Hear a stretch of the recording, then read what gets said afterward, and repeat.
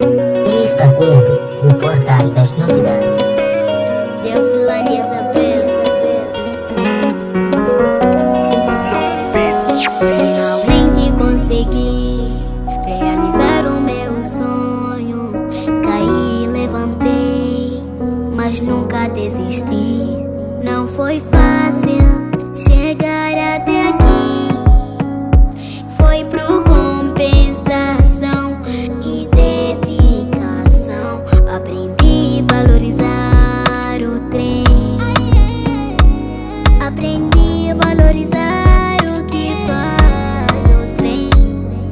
Ganhei dignidade e hoje estou aqui.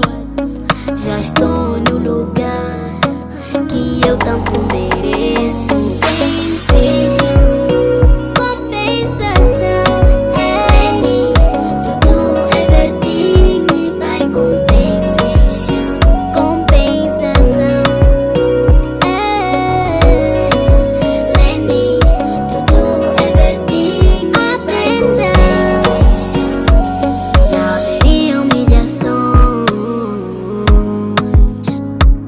Se houvesse empatia entre nós, não haveria traições entre nós. Se houvesse empatia entre nós, respeitei o processo com o apoio do trem, que hoje estou aqui a festejar. A festejar.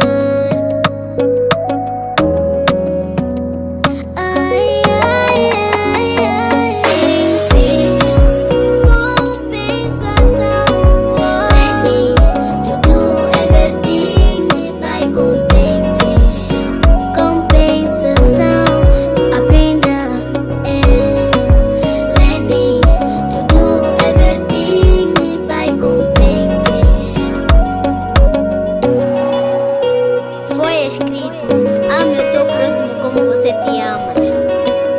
Não faça ao teu próximo o que não gostarias que te fosse feito. Aprenda: se alguém te pede emprego, suponha que fosse tu a pedir. Não machuque o teu próximo, porque não sabemos do amanhã. Aprenda.